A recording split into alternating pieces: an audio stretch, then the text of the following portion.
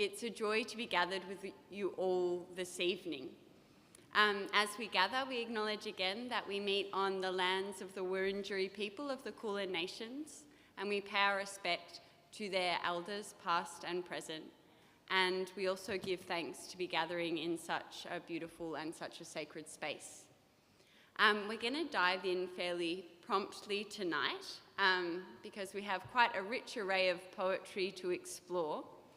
As we begin, Nelson Rufat, who is giving this talk, he's very unwell at the moment and is going through a course of chemotherapy, so I will be reading the address on his behalf, and Nelson will be coming up at the end to respond to questions and comments that you may have.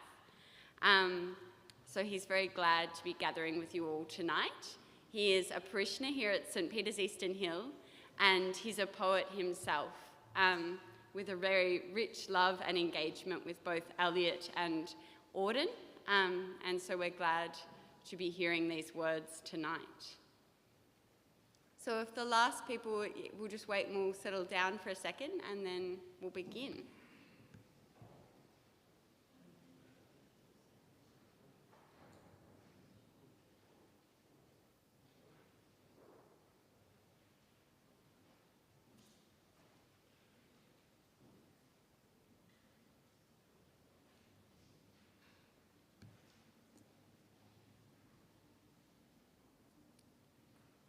They are rattling breakfast plates in basement kitchens, and along the trampled edges of the street, I am aware of the damp souls of housemaids sprouting despondently at area gates.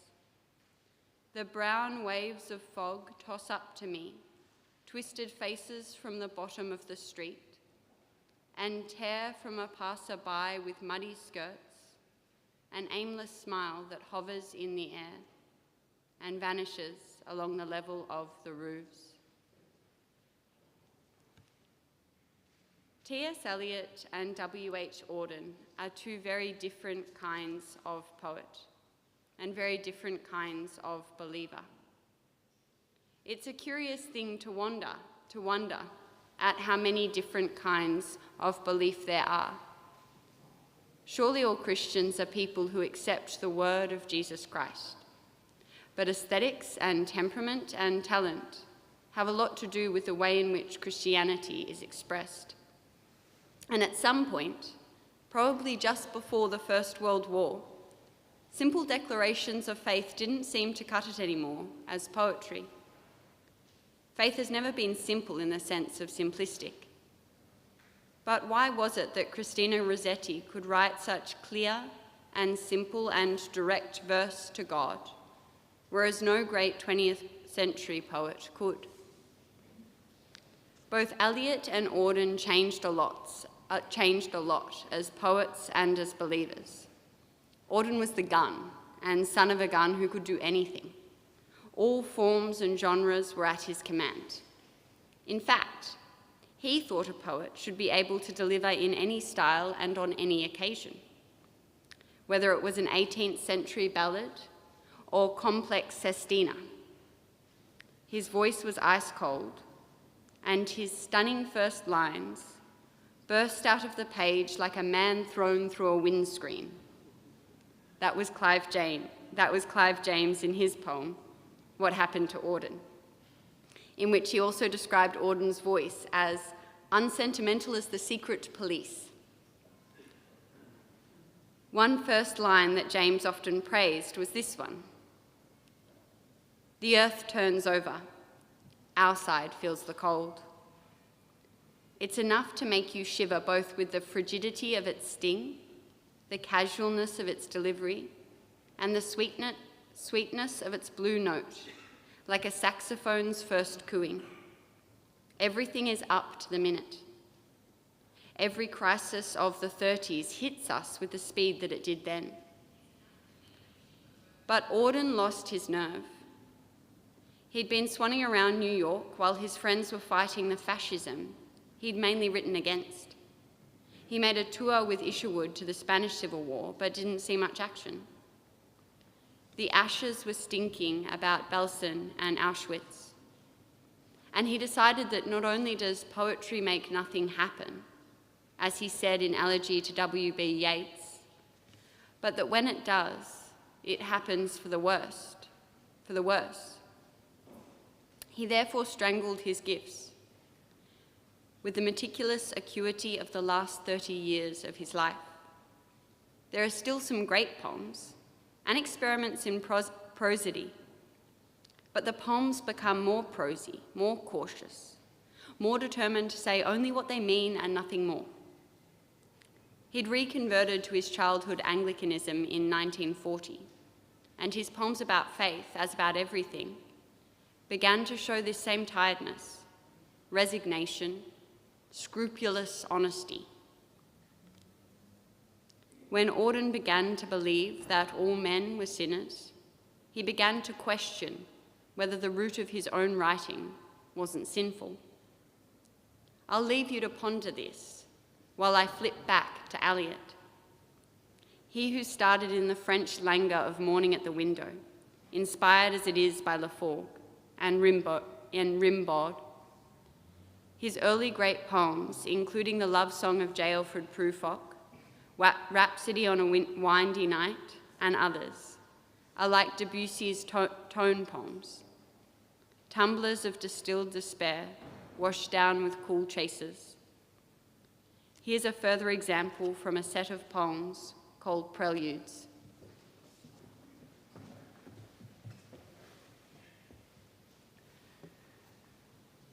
Preludes 4.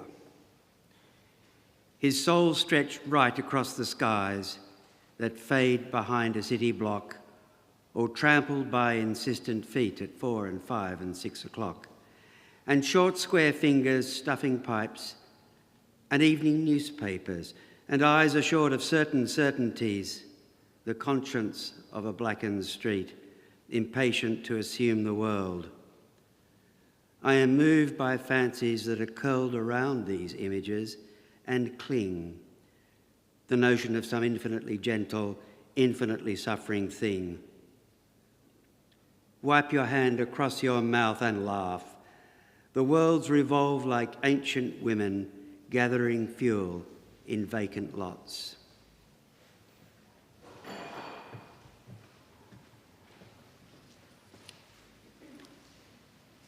Notice one thing about this poem. Only here does Jesus Christ appear in person. In Gerontion, there are those fabulous enigmatic lines, the word within a word, unable to speak a word, swaddled in darkness.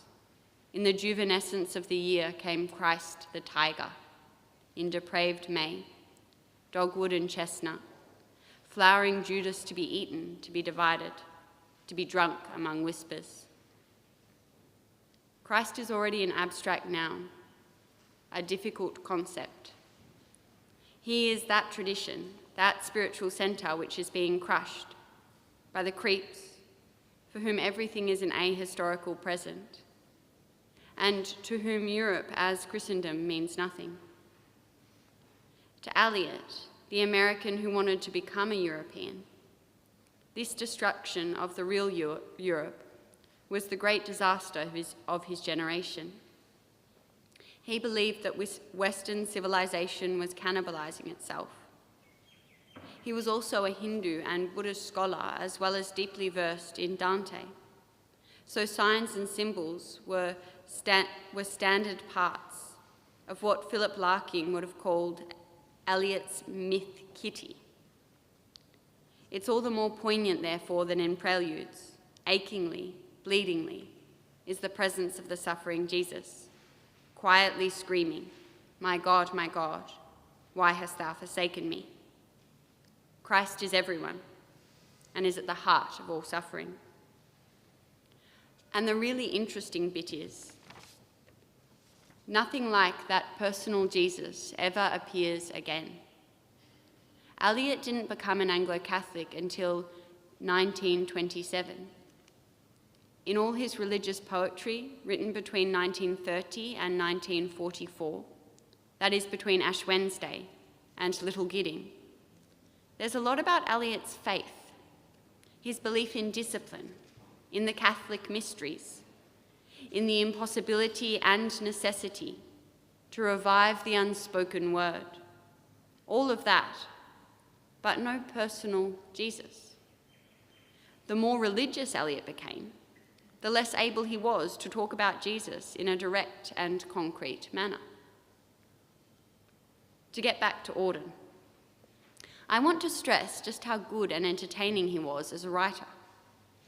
You can say many things about Eliot, but a laugh a minute isn't one of them. Auden, though not a communist, was a Marxist and a Freudian. The extent to which these were useful new ways of tapping into symbolism is difficult to say. Certainly he detested fascism, but a communist bully boy and ideologue he was not. Just to give you an idea of his light verse, here is something from his letter to Lord Byron. Byron, thou shouldst be living at this hour. What would you do, I wonder, if you were? Britannia's lost prestige and cash and power. Her middle classes show some wear and tear. We've learnt to bomb each other from the air. I can't imagine what the Duke of Wellington would say about the music of Duke Ellington. See how he perfectly captures the cadences and feline rhythms of Byron's Don Juan, while making them absolutely modern. His beat swings along like artery shore, and the vocabulary is completely Auden's. He could do that, and he could also write lines like this. And maps can really point to places where life is evil now. Nankin, Dachau. Marxism may have been a delusion Auden would later renounce. But it's worth noting that Eliot, for all his sobriety and for all his posturing about what is most serious and most at the heart of mankind's spiritual death, could not, did not, ever write a line about the reality he was living in. He certainly couldn't have put it so neatly. There are reasons for that. His mild to moderate anti-Semitism, for one. His belief in the need to re-establish European Christendom was another. These were Eliot's obsessions, to the extent that he couldn't see or couldn't write about what was in front of his nose. Auden could write about everything. The silly, the sober, what was worthy of praise, what was worthy of satire. He penned a couple of doozies, such as a famous one heavily criticised by George Orwell, in which he described the Republican sacrifice in the Spanish Civil War as the necessary murder, just the sort of jackboot phraseology that Orwell detested. Auden never wrote absolute corkers, like some of his Marxist poet entourage, but he never looked the other way like Eliot.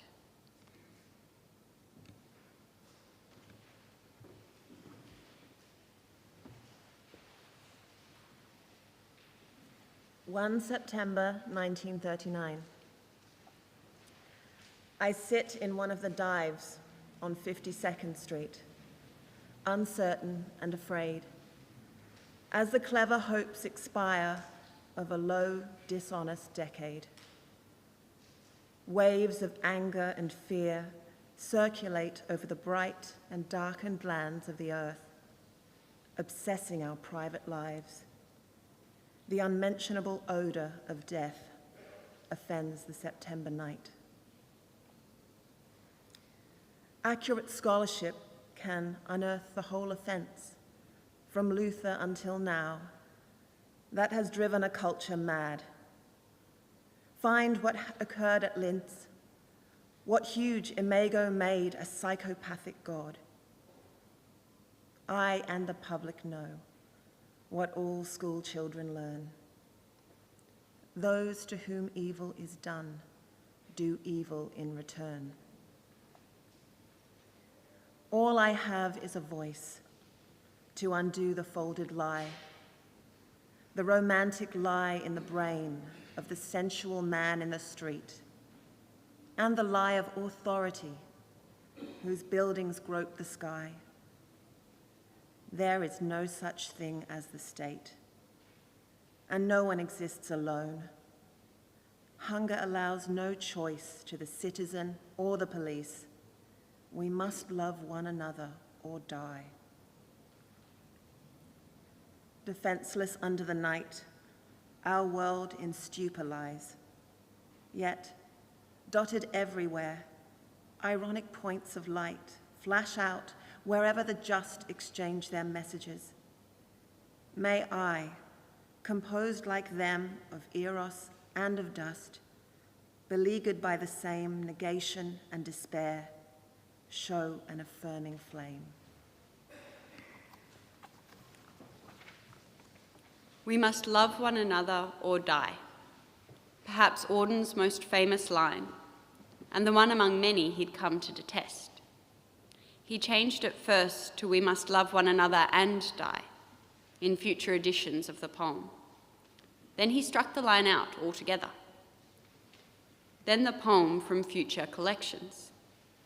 It was his obsession with deleting rhetoric, his refusal to make a remark that might be too metaphorical, might stray too far from literal truth, the way things really were, that caused him to counsel out his own poetic diction.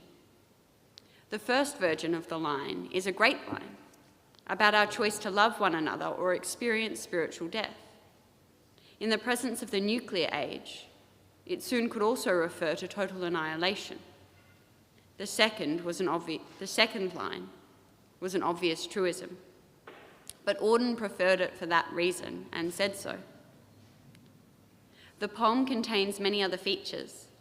The last lilt of his already fading Marxism finds its way in that beautiful line about skyscrapers, proclaiming the strength of collective man. Capitalist New York is in this symbol, a testament to what the liberal human collective can do well, what it can do for the good in the face of so much evil. But Auden's voice is seldom so confident again, and even his last lines call out to us as poets and as people to be more just, more ironical in the face of the literal truth. Auden himself was turning towards a literal truth. He found it in a metaphor, the bearing of one's own cross.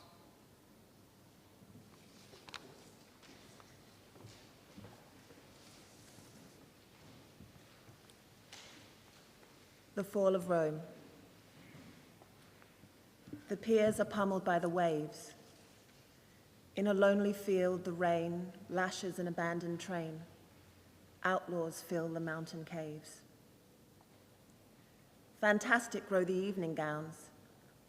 Agents of the fisc pursue absconding tax defaulters through the sewers of provincial towns. Private rites of magic send the temple prostitutes to sleep. All the literati keep an imaginary friend. Cerebrotonic Cato may extol the ancient disciplines, but the muscle-bound Marines mutiny for food and pay. Caesar's double bed is warm. As an unimportant clerk writes, "I do not like my work," on a pink official form. Unendowed with wealth or pity, little birds with scarlet legs, sitting on their speckled eggs, eye each flu-infested city. Altogether elsewhere, vast herds of reindeer move across miles and miles of golden moss, silently and very fast. Here is all of Auden's brevity, his concision packed tight. All you want to know about what we now fulsomely call a post-apocalyptic world is there. You could argue that we will meet the creatures of this world when we pursue Eliot's Hollow Men, but Auden has the gift for showing what Eliot must tell. It is, of course, irresponsible to talk about the fall of Rome and the Hollow Men together, as though they were historical contemporaries. there's 20 years between them. A very different evil has befallen the Europe of the Gulag and the death camp, to that which befell the soldiers of World War I, let alone the bankers of the early 20s. But poems have a way of talking to each other, especially in a talk like the one I'm giving right now. There is something horribly relevant to us when it comes to matters of bird flu. And noticed how with deft imagination, Auden marshals his lines to move like reindeer across golden moss, silently and very fast. It's the ordinary phrase, of which Auden has so much command, and here he deploys it like a sniper. This is the way Auden's world ends. Among these concerns, this falling apart. Perhaps his characters are the hollow men, perhaps. They are just the unfortunate bystanders of history, to whom things happen. And order has fallen, and in some of the most orderly stanzas ever written.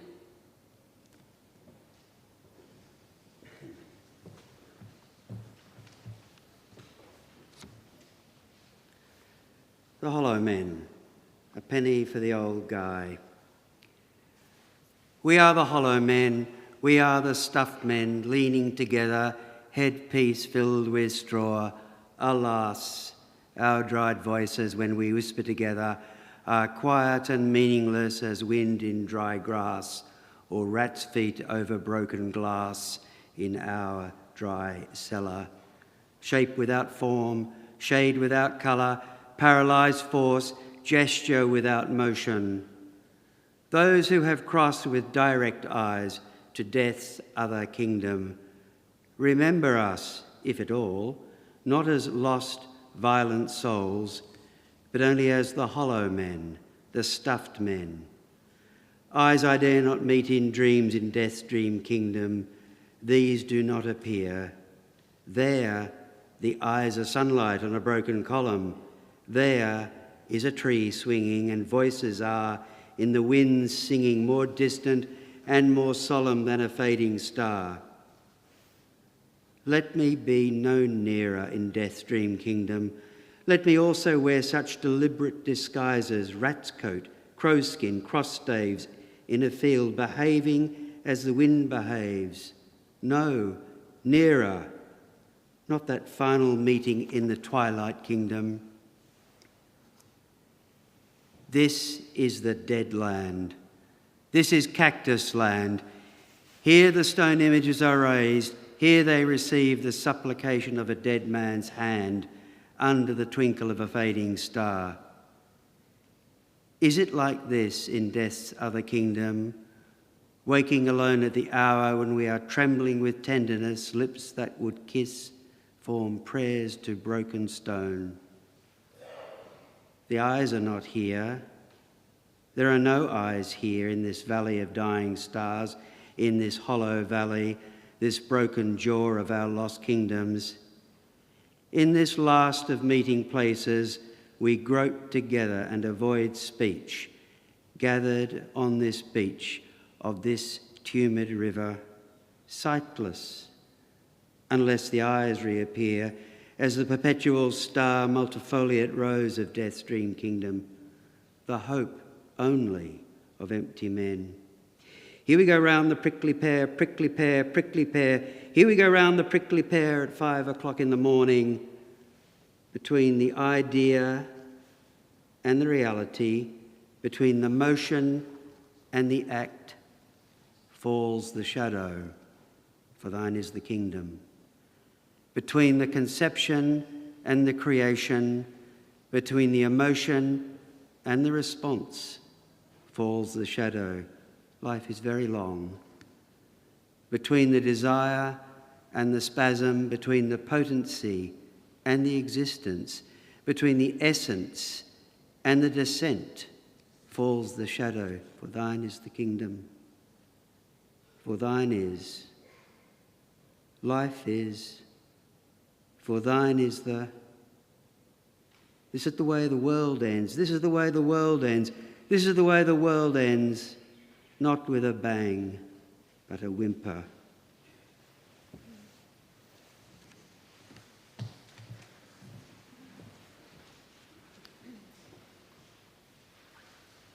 The Hollow Men, published in 1925, is a condensed version of The Wasteland with a twist.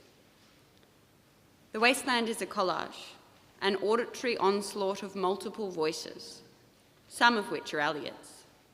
Behind their genius is many quotations and allusions to biblical, classical, and modern literature. But most of all, their mania was inspired by Eliot's own mental illness, inspired by his wife, who suffered from deep depression and paranoia, and would do so to the end of her life. Talented and vivacious as she had once been, all her mental energy now went into feeding Eliot's own depressive personality. By the time of The Hollow Men, she was out of the picture. He was avoiding her, essentially on the run from her, which can't have done much for his feeling of self-worth. Ducking out the door when she arrived, that kind of thing. There are a few qualities that give The Hollow Men its terrifying aspect. First, there is the emptiness, the wordlessness of Eliot's generation as he perceives them. They are without logos, without the founding principle of reason and logic, and the ability to speak the truth which exists in Christ, in what he creates. Then there are the eyes he dare not meet in dreams. Who is this judge? Why is he unnameable? Eliot believes that his destiny is opposite to some other fate, far away and celestial, farther than a fading star. And it is the fading quality of the hope that stands out. Again, are the eyes his own eyes, or those of God? Finally, there is the inability to end it all. The voice of the poem tries to form prayers to someone, something other than false images of broken stone. But it is a prayer of which he is unworthy, or of whose consequences he is unable to meet. Eliot seems to believe in a kind of purgatory, though without a certain end. The Wasteland seems to hope in its last movement that the West might be saved by older Eastern principles, those behind Hinduism and Buddhism. But in The Hollow Men, we think we meet God, or at least someone in charge of hell. Was Eliot's first step towards Christianity the belief in hell? As for Auden, it was the belief in the existence of sin. A bad enough psychology can become pretty sure of hell, if nothing else. And I believe that it's here that Eliot truly starts grabbing for a rope.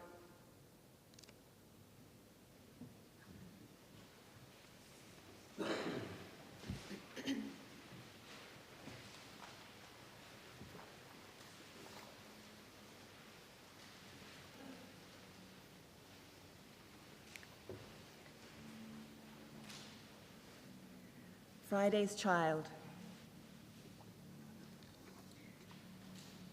He told us we were free to choose, but, children as we were, we thought paternal love will only use force in the last resort on those too bumptious to repent. Accustomed to religious dread, it never crossed our minds he meant exactly what he said. Perhaps he frowns, perhaps he grieves, but it seems idle to discuss if anger or compassion leaves the bigger bangs to us.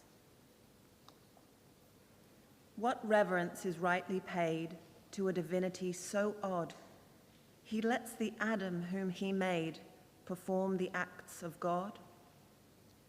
It might be jolly if we felt awe at this universal man. When kings were local, people knelt. Some try to, but who can? The self-observed, observing mind we meet when we observe at all is not alarming or unkind, but utterly banal. Though instruments at its command make wish and counter-wish come true, it clearly cannot understand what it can clearly do. Since the analogies are rot, our senses-based belief upon, we have no means of learning what is really going on, and must put up with having learned all proofs or disproofs that we tender of his existence are returned unopened to the sender. Now, did he really break the seal and rise again? We dare not say. But conscious unbelievers feel quite sure of Judgment Day. Meanwhile, a silence on the cross, as dead as we shall ever be, speaks of some total gain or loss, and you and I are free. To guess from the insulted face just what appearances he saves by suffering in a public place, a death reserved for slaves.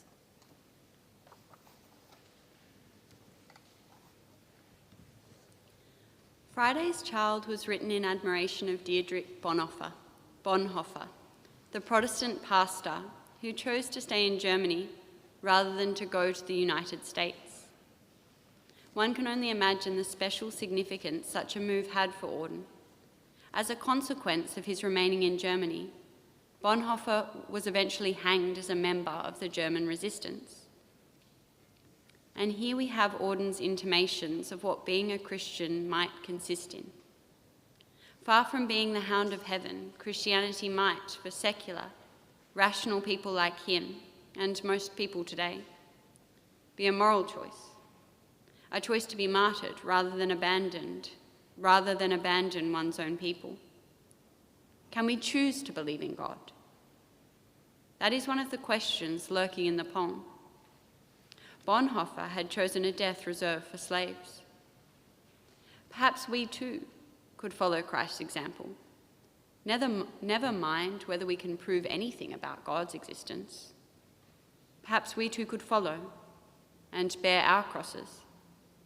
Perhaps that is our only right choice in a world where the evil one seems so often to have success. Just consider that for a moment. We are free to choose. That is at the center of Auden's Christianity. Free will. The will to choose Jesus' fate, despite what Auden calls the silence on the cross. Yes, Auden even doubts Christ rising again, that central axiom of Christianity. Conscious unbelievers feel quite sure of Judgment Day. It's true, actually, but Auden seems to think it is. It's so strange to see it in print, to discuss it in a church. Yet who would deny that this is faith for many Christians, certainly many Anglicans? Belief in God almost as something we are compelled to do because it's the right thing to do, the right choice to make. And if ever we had to choose between Nazism or the truth, we too should have the confidence, at least to suffer in a public place, a death reserved for slaves. Or at least that would be ideal. I'm not sure that Auden thought that that was within his power, or within the power of most people. If Auden believed anything, he believed in sin, though not as Eliot believed in it, something clinging to him that was burning him even here on earth. We have fallen, and yet we have been saved. Or at least if we haven't been, what else is there to believe? I'm not saying Auden was quite that cynical. I think he sincerely wanted to believe. And whether he managed it, whether we have managed it or will manage it, well, only God knows.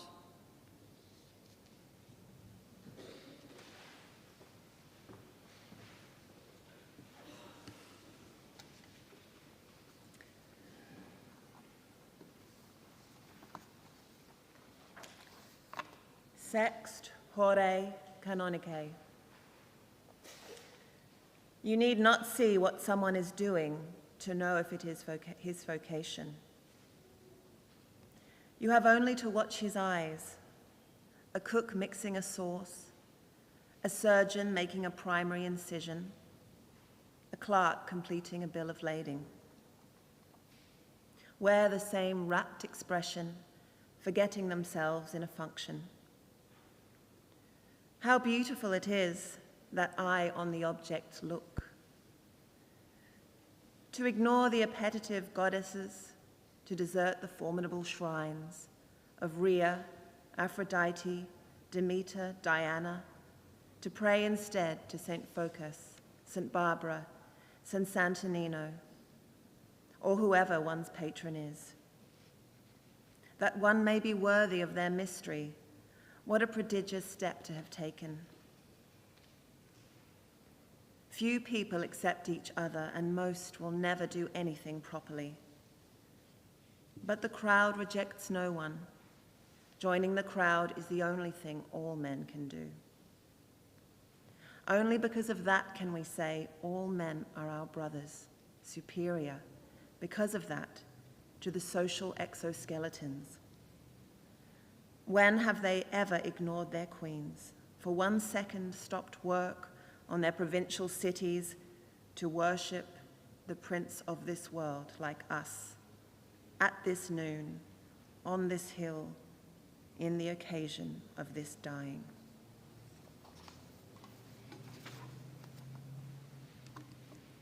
This is Auden at his prosiest, the late style that took him over like a bad rash. There are moments of humour, of wry reflection, but the pith has gone out of it. Not out of him, as we shall see, but it's an instinct he feels he has to extirpate for the sake of never spewing bluster, never repeating the rhetoric of September 1, 1939, and 100 other poems he now either rejected wholly or partly. In this poem, 2 kinds of people are compared to the crowd, or better say 3. The professional, whose technical skill Auden adored from childhood and now sanctifies, the generals and the judges, whom Auden hated, and who he now realizes have built all ordered civilizations. And we, the readers. All 3 kinds of person are set against the crowd, against fascism, against communism, whose forces are blind to what individuals see, and who will not worship the one true sacrifice for sin. Again, I want to stress what Auden's new voice is doing, how careful it is, never to be too confident, never to make a pronouncement that can be heard a demagoguery. Behind those firm but necessary generals are the Hitlers, the men with megaphones whose screams move the blind deaf crowds to ululate and to murder. Poetry cannot partake in that, or in anything that can be turned to evil. The playful voice may play with words, but words may not be allowed to play with the voice, as they once did. Auden, when he started, with brilliant, elusive poems, which we haven't had time to cover here, was often taken by a phrase. He admitted later to assembling some of his best early pieces out of first lines from other drafts. He liked to put in all the openers, all the hits that hit you like a shot between the ears. Now he must kill that daemon, or demon, which had the power to deceive through pleasure.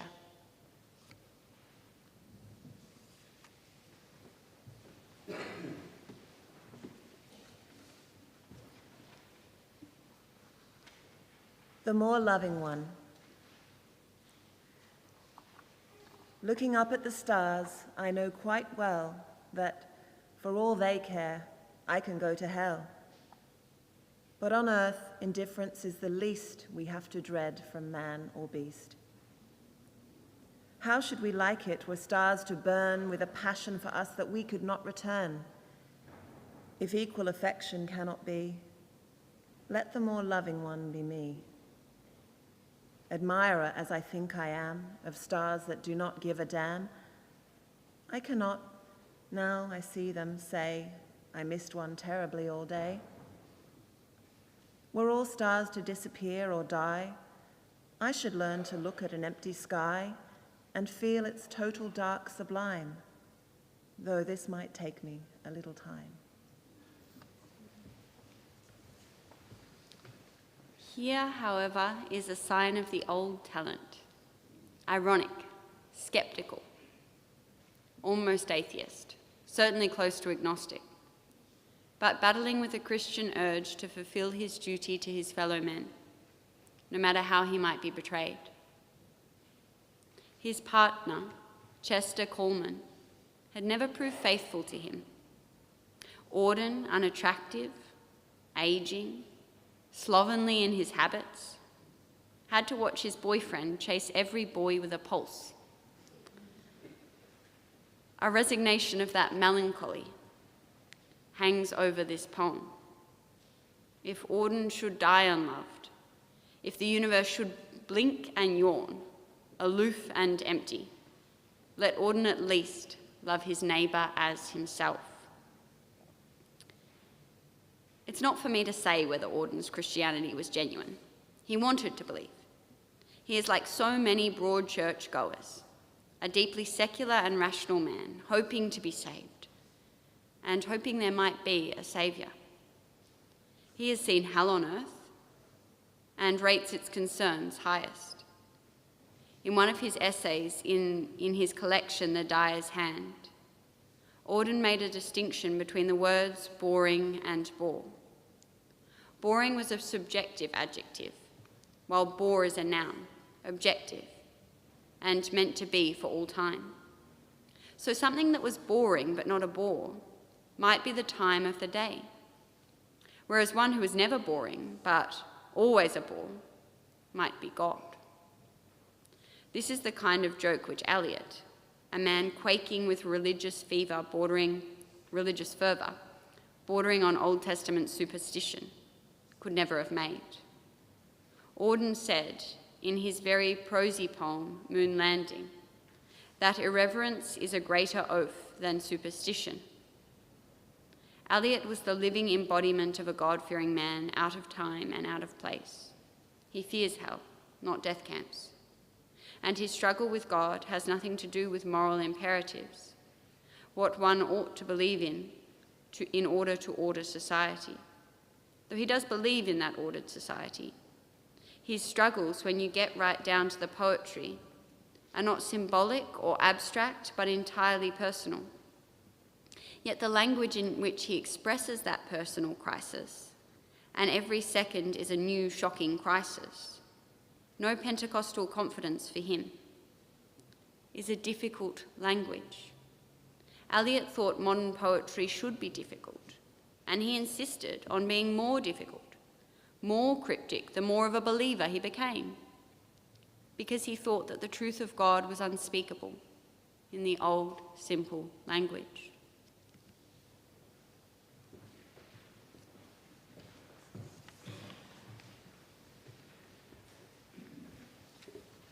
Ash Wednesday 1. Because I do not hope to turn again, because I do not hope to turn, desiring this man's gift and that man's scope, I no longer strive towards such things. Why should the aged eagle stretch its wings? Why should I mourn the vanished power of the usual rain? Because I do not hope to know again the infirm glory of the positive hour, because I do not think, because I know I shall not know the one veritable transitory power, because I cannot drink there where trees flower and springs flow, for there is nothing again. Because I know that time is always time, and place is always and only place, and what is actual only for one time and only for one place. I rejoice that things are as they are, and I renounce the blessed face and renounce the voice, because I cannot hope to turn again. Consequently, I rejoice, having to construct something upon which to rejoice, and pray to God to have mercy upon us.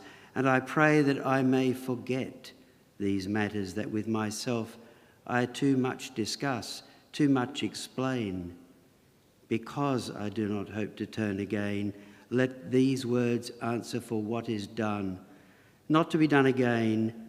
May the judgment not be too heavy upon us.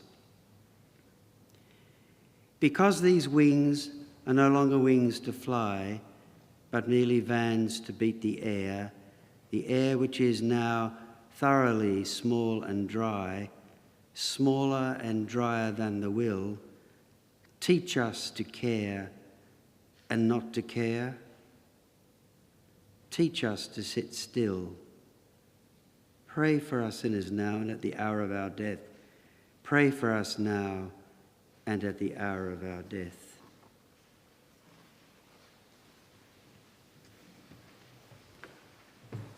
Ash Wednesday is Elliot's first real profession of faith, and it's one in which he pits his new self against his old self. Faced with knowledge that he is dust and unto dust he shall return, he has to make a tough decision. There is no easy moment of baptism, no passing through fire to become a new and changed man. Elliot is still reluctant to let go of the man who played with words and earned such credit by them.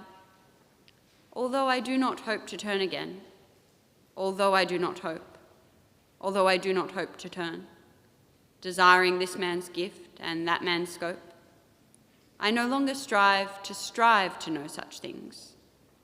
Why should the aged eagle stretch its wings? Why should I mourn the vanished power of the usual rain?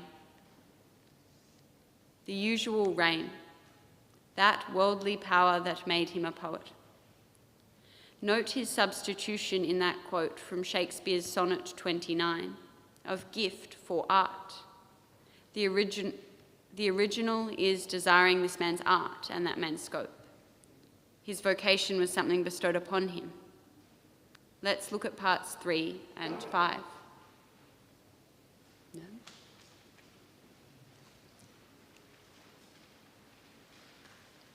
Let's not look at parts 3 and 5, which begin with Elliot's struggle with the devil of the stairs, who wears the deceitful face of hope and despair. And then later in the poem, there is Elliot's glimpse into a garden again. Now, what is that garden? Is it paradise? Is it Gethsemane? It seems to be a medieval garden, a fairyland, say, out of Spenser, and that's an important part of Elliot's Catholicism. It isn't a return to the early church fathers as such, the belief in apostolic succession notwithstanding. Elliot's Christianity is a medieval Christendom. It's a Europe restored to its proper order. And in that sense, Elliot's faith did remain worldly, in the sense of its concern for the world. It had a vision not just of heaven, but of earth as it ought to be, and of his place on that earth, in that garden. But he is among those who choose thee and oppose thee, who pray and cannot go away. He wants both realities, that of poet and that of saved man within the blessed garden under Mary's protection. From now on, his poetry does become distinctly Marian, as Jesus becomes the word about which the still world, a paraphrase from Ash Wednesday. Mother Mary becomes the figure of personal consolation, the calming and reassuring presence.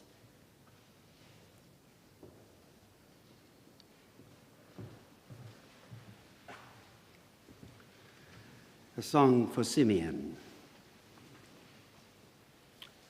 Lord, the Roman hyacinths are blooming in bowls, and the winter sun creeps by the snow hills. The stubborn season has made stand. My life is light, waiting for the death wind, like a feather on the back of my hand. Dust in sunlight and memory in corners wait for the wind that chills towards the dead land. Grant us thy peace. I have walked many years in this city, kept faith and fast, provided for the poor, have given and taken honour and ease. There never went any rejected from my door. Who shall remember my house? Where shall my children's children, when the time of sorrow is come? They will take to the goat's path and the fox's home, fleeing from the foreign faces and the foreign swords. Before the time of cords and scourges and lamentation, grant us thy peace.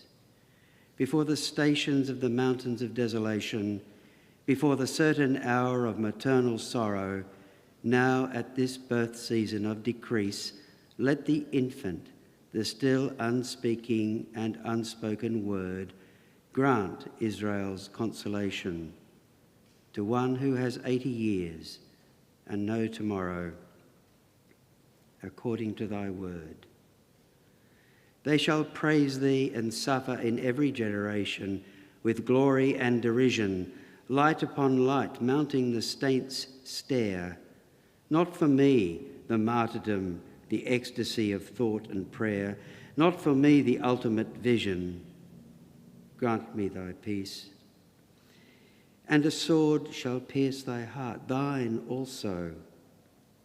I am tired with my own life and the lives of those after me. I am dying in my own death and the death of those after me. Let thy servant depart, having seen thy salvation. Consider how strongly Eliot appears to identify with Simeon. Simeon had been given leave to die before the sacred moment, before the persecution of the early Christians by foreign swords, with whom Eliot rather grandly and foolishly identifies. The old man is free from the struggle. He has been granted peace and mercy, and will not be at permanent war with himself in order to overcome and purge his sinful soul. It's a song of a tired man, a man who by then had taken an act of celibacy. He did that upon his conversion in 1927. Who, despite being deeply in love with his old American friend Emily Hale, had not had any lovers since separating from his wife Vivian. He was spiritually deeply miserable. And it's my belief that sometimes, certainly not in every moment, but sometimes, he just wanted to end it all in a sleep of mercy. He longed to be folded in those wings like Simeon, without having to undergo the punishments of life and death.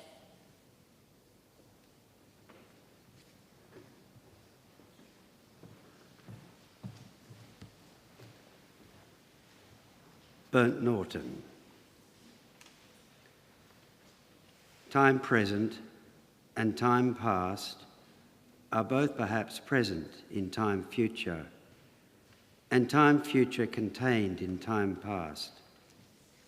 If all time is eternally present, all time is unredeemable. What might have been is an abstraction, remaining a perpetual possibility only in a world of speculation. What might have been and what has been point to one end, which is always present. Footfalls echo in the memory down the passage which we did not take, towards the door we never opened into the rose garden. My words echo thus in your mind. But to what purpose disturbing the dust on a bowl of rose leaves, I do not know. Other echoes inhabit the garden. Shall we follow? Quick, said the bird, find them, round the corner, through the first gate into our first world. Shall we follow the deception of the thrush? Into our first world, there they were, dignified, invisible, moving without pressure over the dead leaves in the autumn heat, through the vibrant air, and the bird called in response to the unheard music hidden in the shrubbery, and the unseen eye-beam crossed, for the roses had the look of flowers that are looked at. There they were as our guests, accepted and accepting. So we moved, and they, in a formal pattern, along the empty alley, into the box circle to look down into the drained pool. Dry concrete, brown-edged, and the pool was filled with water out of sunlight. And the lotus rose quietly, quietly. The surface glittered out of heart of light, and they were behind us, reflected in the pool. Then a cloud passed, and the pool was empty. Go, said the bird, for the leaves were full of children, hidden excitedly, containing laughter. Go, go, go, said the bird. Humankind cannot bear very much reality. Time past and time future, what might have been and what has been, point to one end, which is always present.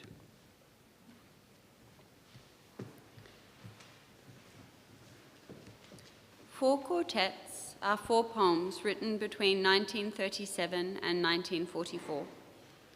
They deserve not one lecture, but a series of lectures, and I will not be able to extrapolate from them fairly. What I have time to do here is to pick up on a few strands, themes of Eliot's faith, all of which are woven into these 4 masterpieces.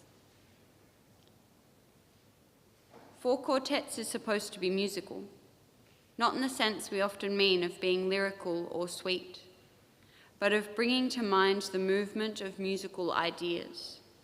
He follows prose sections with lyrics, sometimes in set forms, sometimes, as in Burnt Norton, in forms which begin to break up. Their failure is intentional. But let us start with the opening statement. Eliot begins by laying out his axioms like a philosophical argument. The theory of time is heavily influenced by Eliot's Eastern studies. It's fashionable now to talk about the present moment, and that is what Eliot is talking about too. But he adds to this a further truism. If all time is eternally present, all time is unredeemable. No decision you have ever made can be taken back. Time is one's enemy. It is, as the poem tells us later on, no healer, for the patient is no longer here. Yet only through time can we reach this most contradictory thing, of which we may sometimes be made aware. The still point, where the dance is. It's a way of showing how time itself is the metaphor, and contains the metaphors which give us glimpses of eternity. Language is one of those metaphors. And language, that which breaks under the pressure of its own redundancy, is what reaches into the silence for the word. As with all great poems, believers and non-believers can read the philosophical implications with great pleasure. But for believers, there's a special mysticism. For it is Christ, obviously, who is the Word, behind the light that shineth in darkness, behind and beneath and outside of all things which we experience. Eliot goes on in these poems to enumerate suffering, the importance of every irredeemable moment in purging away sin, because of the way in which every moment is a new beginning and a new death. Imagine how for Eliot, every fraction of time matters. Every indivisible moment counts toward the salvation or damnation of the soul. This is the grand finale that you've all been waiting for.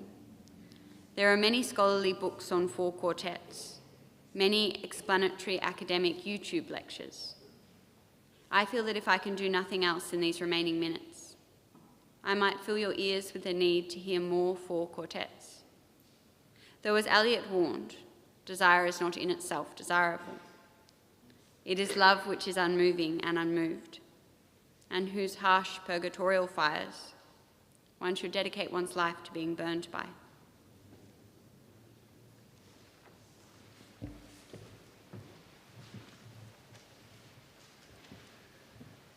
Little Gidding, Part 4. The dove descending breaks the air with flame of incandescent terror, of which the tongues declare the one discharged from sin and error, the only hope, or else despair, lies in the choice of pyre or pyre, to be redeemed from fire by fire. Who then devised the torment? Love. Love is the unfamiliar name behind the hands that wove the intolerable shirt of flame, which human power cannot remove. We only live, only suspire, consumed by either fire or fire. With the drawing of this love and the voice of this calling, we shall not cease from exploration, and the end of all our exploring will be to arrive where we started and to know the place for the first time. Through the unknown remembered gate, when the last of earth left to discover is that which was the beginning, at the source of the longest river, the voice of the hidden waterfall, and the children in the apple tree not known because not looked for, but heard, half heard, in the stillness between two waves of the sea. Quick now, here, now, always. A condition of complete simplicity, costing not less than everything. And all shall be well, and all manner of things shall be well, when the tongues of flame are enfolded into the crown knot of fire, and the fire and the rose are one.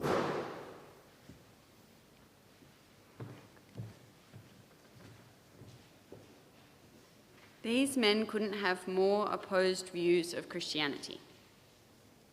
One began his writing believing in the desolation of his soul and ended with the hope, the faint hope of salvation. The other had a strong belief, a humanitarian, sometimes lazily militant left-wing belief in revolution and the setting to rights of all nations into an international fraternity. But that belief faded into skepticism, cynicism. But there he also found an accompanying Christianity.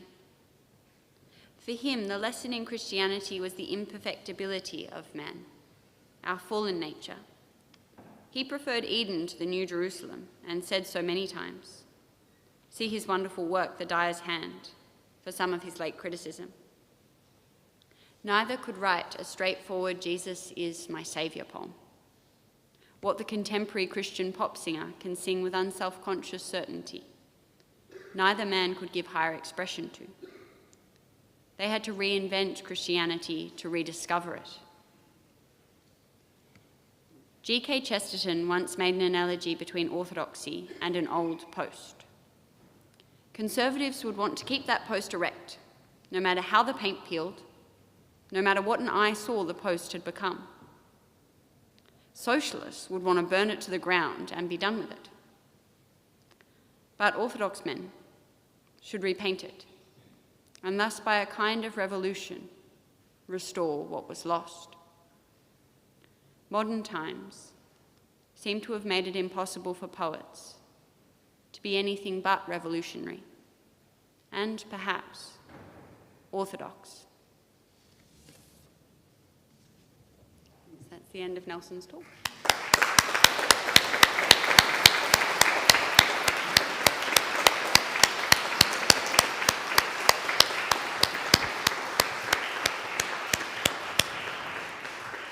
Well, thank you to Nelson and thank you to our two wonderful poetry readers. That's been wonderful. So Nelson, would you like to come forward now and we'll have some time for some questions.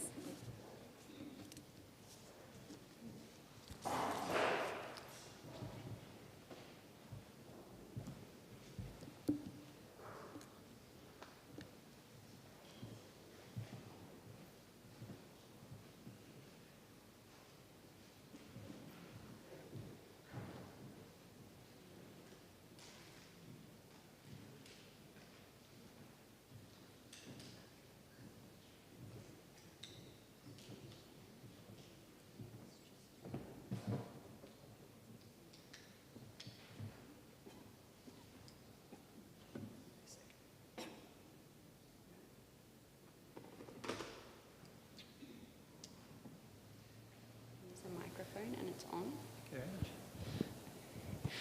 Please also thank Mother Catherine for interpreting my prose for me.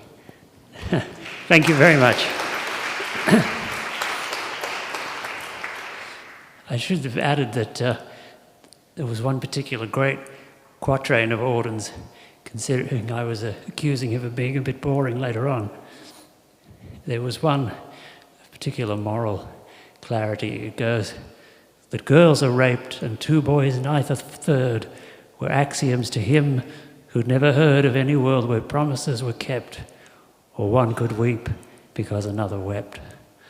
That's from Shield of Achilles, and if you can write poetry like that, well, you deserve to have many, many books written about you, but none are going to be much better than the books that you've written. So, that's enough from me. You've been a captive audience.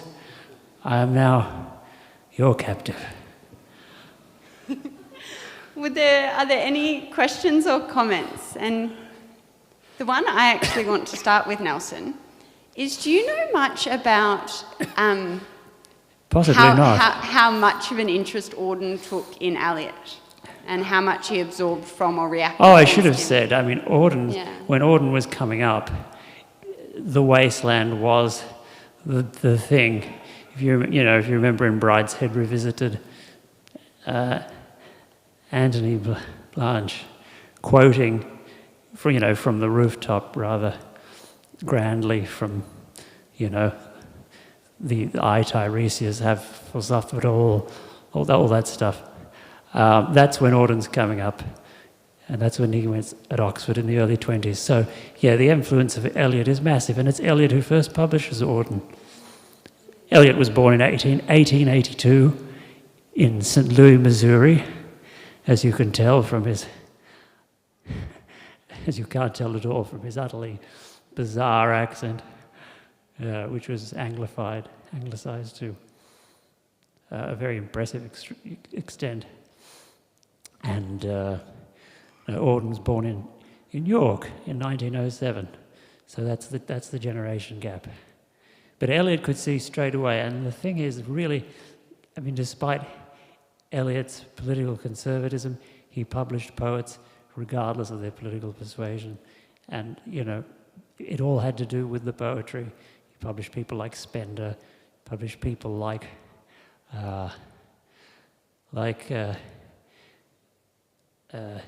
Cecil Day Lewis, Daniel's dad. He was the one, but incidentally I was thinking of with a doozy. He wrote, what was it? I've forgotten it.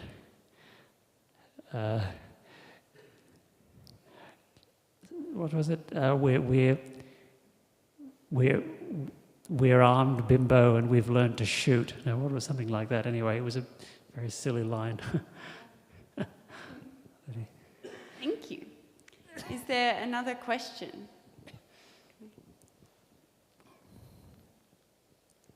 Yes, Kay.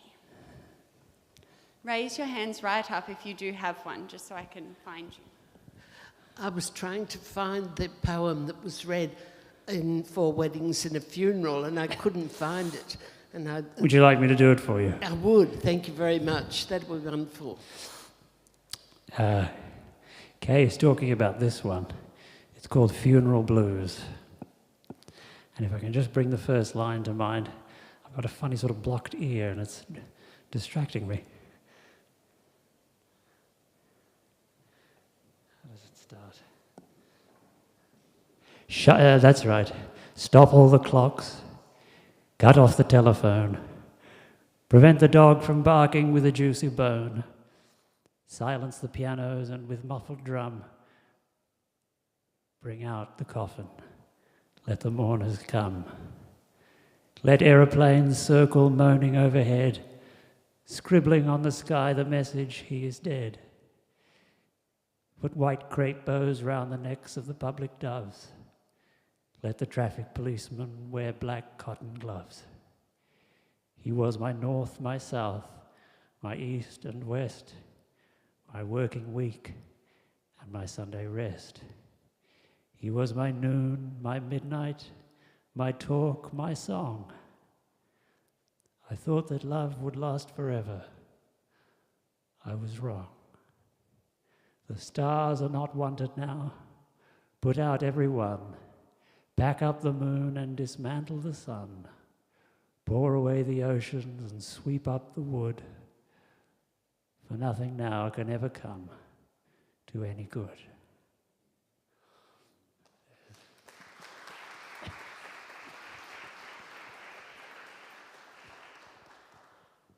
Do we have a hand raised for another question? We have time for... Yeah?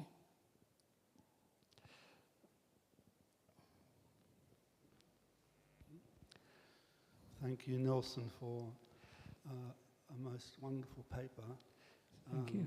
With, as we would expect, some very original contrasts between the poets and insights into, from our perspective now in the 21st century, of where these men were going in their different ways. I'm reflecting, I'm just going to make some comments and maybe you could respond. Part of the thing with our series is looking at Anglicanism, or Anglican and Catholic tradition within Christianity. I'll observe that nowadays when I think about Auden, I think of him as an absolutely classic Anglican. He's a person who grew up in the church, went to church every Sunday with his mother and all the rest, and then, as so many Anglicans do, then took 10 or 15 years off. Sabbatical. He decided that he wanted to kind of figure out everything else that was really going on. And the Anglican Church at its best, of course, thoroughly permits that kind of behaviour. And you go off and figure out everything else that's going on. And then the Anglican Church is there when you come back. And so Auden, in a way, is the way I read, when you read Horae Canonicae, which is such an incredible set of poems, the whole idea of the day, and the day being Good Friday, that's where we're at when we're living the hours. And it's Benedictine, it's Anglicanism at the Reformation. It's what Cranmer is doing. And so Auden, he has this whole language which he's able to rediscover and interpret. I'm talking about Anglicanism, very broadly speaking here, and he's able to reinterpret it in the language that's coming from his own experience of the Second World War, which, as I think you pointed out very well, is absolutely critical in his life. It's the thing. But he is an Englishman who goes to the United States and basically for the rest of his life describes himself as a New Yorker. Yes, indeed. Eliot grows up in St. Louis. I think he might be Unitarian. He was Unitarian and then he ended up in Boston, a real sort of... And Boston. Massachusetts, yeah. So there's this big language of religion, Christian religion, but also other religion going on that he's attuned to. He'd be aware of Episcopalians, but he's not but Eliot he discovers Anglicanism, I think, really when he goes to England, and it is the explanation for his personal crisis. It's the way he's able to explain it. So he becomes, Auden becomes a New Yorker. Eliot, who grows up in this extraordinary hybrid, really, kind of society in the US, he goes to England and becomes a quintessential Londoner. As we know from Practical Cats, he wants to buy into the whole London scene, and that's what happens. And the Anglicanism that he's attracted to that's one of the reasons it's speaking that language. So I'm offering that as a kind of, the church is there, but how these men, and all of us, respond, it's not going to be the same, is it? You're bringing your own stuff to it, but it's a language that helps you, through poetry, say what you need to say. Well, That was a very long comment, Nelson, I'm sorry. Thank you. Eliot responds. I mean, you know, no, it was Americans who invented modernism. I mean, you know, Walt Whitman started the whole free verse thing, and I mean, it's not in English, and it's, you know, but then you get people like Pound. Pound is really, he's the one who I haven't talked about. But it's Pound and Eliot and Ford, Madox Ford, and although he's Englishman, but you know, it's these Americans coming over to discover their Europe, and discovery and invention are words that are closely related, you know. So yes, I mean, Eliot's Anglicanism is, I mean, he's discovering it as a foreigner. And where that Boston Episcopalian was in relation to him, yeah, I would say it was just not really much there at all. He was, the family were Unitarian. Eliot was a kind of skeptic seeking after everything. Or perhaps not a skeptic. His temperament wasn't really skeptical in that sense. He was, you know, searching for a home among all the religions of the world. But Thank yes, you, the Nelson. bowler hat and the tweed suit attracted him most. Yeah, thank you, Nelson. Are there Okay, any other questions? Can I have a... Okay, come to Rowan. One here, and then I'll come to... Good evening. As a straightforward question, did both or either of these figures have spiritual mentors that we can track through their biographies, people who influenced them and who they looked to for guidance or even opposition? Who is it that's quoted in four quartets, Catherine? I mean, Eliot had George Herbert and people like that as a poet. There was Sir Lancelot Andrews. He's the one I'm thinking of. He's been quoted in four quartets.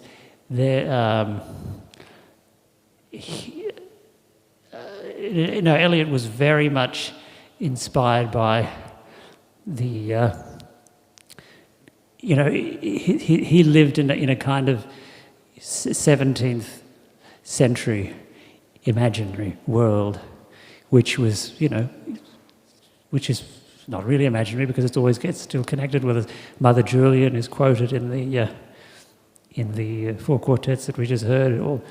All shall be well, and all manner of things shall be well. So he's obviously, so there's the attraction to the English mystics. Living mentors, I don't know. I mean, he studied with Bertrand Russell, so he knew people like Bertrand Russell, so he took very much the opposite line to someone like Russell. Auden? I wish I could say I'll come back to you on that one, but I won't be back with you on that. There'll be another talk. Auden seems to have found, his inspiration as in people like Dietrich Bonhoeffer. Incidentally, when you're listening back to your own talk, you're listening with the editorial ear, and I noticed that I wrote Protestant pastor as though there were any other kind of pastor. Anyway. I'm sorry, I hope that was not an unsatisfactory answer to your question. Thanks, Nelson, that was great. I think we have another question here. Thank you. I'm wondering, Nelson, whether you would be confident to talk about the concept of time, the contrast between Auden and Eliot, maybe the ways in which time have been developed, maybe through Augustine, maybe through the Eastern, as you suggested. Could you repeat the last sentence, Bob? I'm sorry. I was just interested in Augustine and Augustine and the Eastern tradition that you also referred to. Well, Eliot's the one who's got time figured out. I'm not sure if Auden has a scheme, but with Eliot, he's trying to get to this point where he says, well, all right, we have time, we have past and future, which is always present. But he's not just talking about the present moment, he's talking about the still point, as he calls it in various poems, the still point of the turning world, which is beyond time. And how is it that time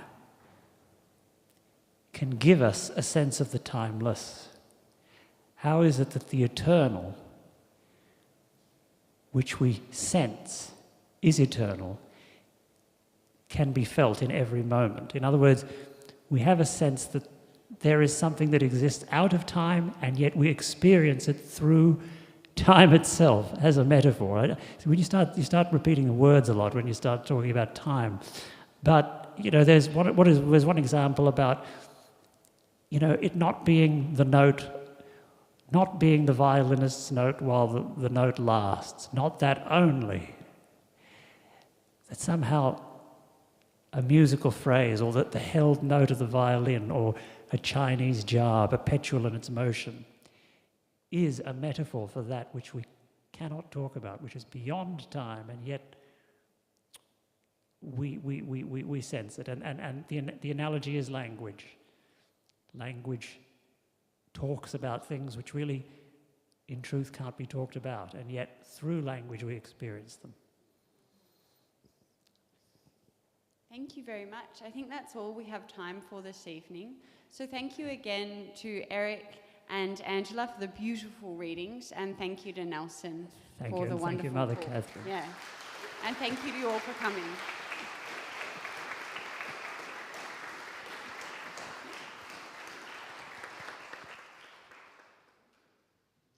Thank you all for coming. As you pack up, please do take your plates and glasses towards the back of the church as you leave to help us with tidying up. And we'd love to see you back here again in a month's time for our last talk on John Donne. Thank you.